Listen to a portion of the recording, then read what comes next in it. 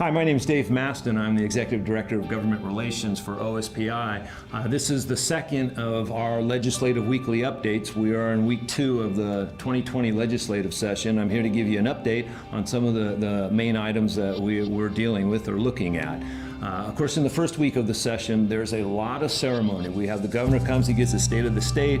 We have the judiciary comes, the Supreme Court comes, they talk about the state of the judiciary. And we also had this year, first time ever, a female Speaker of the House. So elected Representative Jinkins from Tacoma is the first female Speaker of the House of Representatives. So that was a pretty exciting moment for those of us here in the legislative arena. It's also the week in which we get the governor's budget, gets a hearing. The governor develops a budget last year, and then this year there's a supplemental budget, and that supplemental budget receives a hearing in Ways and Means in the Senate and in Appropriations in the House. The education piece of that budget for this year is about $13.6 billion. It's about a little over half of the budget. 51% of the all state funding goes to K-12, goes to public education, and it's about $13.6 billion for this year. And that was heard, and I actually testified in support of the governor's proposal. We also are looking for a few additional funding in a couple of different areas, but we were supportive of what the governor started out for the session. In this first week, there have been a lot of new bills introduced. We have some old bills from last year that didn't pass, and a bill that doesn't pass in the first year of the biennium, which was last year, well, it's still alive this year, and so we're actually hearing some of those bills again, but a lot of new bills swirling around. A couple areas that have been really big are in early learning, and early learning is an area where we've heard a lot of legislators talking about this is going to be a priority for them, not only this year, but looking into the future, and so we're monitoring those bills. We're paying attention to them, but that's kind of a big area that we're seeing here.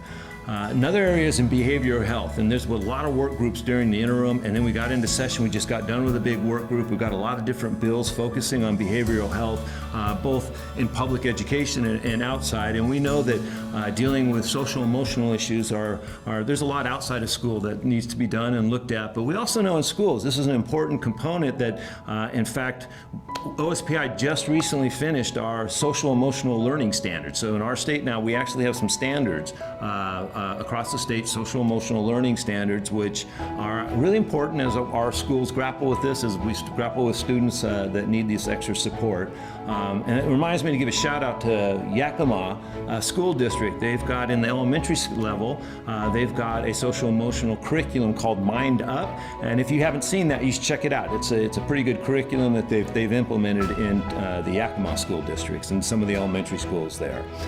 So in addition to early learning, in addition to the social, emotional, behavioral health things that the legislature is looking at, we also have our dual credit bill. I mentioned it last week when I was doing the legislative update, but the dual credit bill, essentially what it says is if your student's in Running Start or in college in the high school or is taking an IB, AP, Cambridge course and then takes the test for college credit. So this is to both get high school credit and college credit. Right now, a lot of fees are paid by the families. So the parents and families have to pay these fees. And you know, the problem is this really puts a barrier for some of our lower income, our students that come from lower income backgrounds, and even middle income families. And so this is an area where it's a barrier. In fact, we just did a big study on this, and it shows that we have a 20% gap between students who come from low income background and students who do not participating in these programs. So it means if your family has more money, you're more likely to be getting dual credit in college. Well, that's wrong, and that shouldn't be the case. And we have a bill this year that says we're stopping that. We're not going to have parents having to pay these fees. We introduced it in the Senate this week. We got every member of the Education Committee in the Senate signed on as co-sponsors, every single one of them. So it's clearly bipartisan, clearly strong support for this proposal. So we're going to be working that in the Senate, and we're also introducing it in the House, and right now we're getting signatures in the House. Real shout out to Representative Steve Berquist in the House for the sponsor in the House, and Senator Mark Mullet, who's the sponsor in the Senate. Real shout out to them for taking the lead on this important piece of legislation, going to make a difference for kids in our school system. With that, I'll close, and of course this is going to be a weekly legislative update throughout the 2020 legislative session. I thank you for tuning in and getting this update, and I look forward to talking about more education issues next week.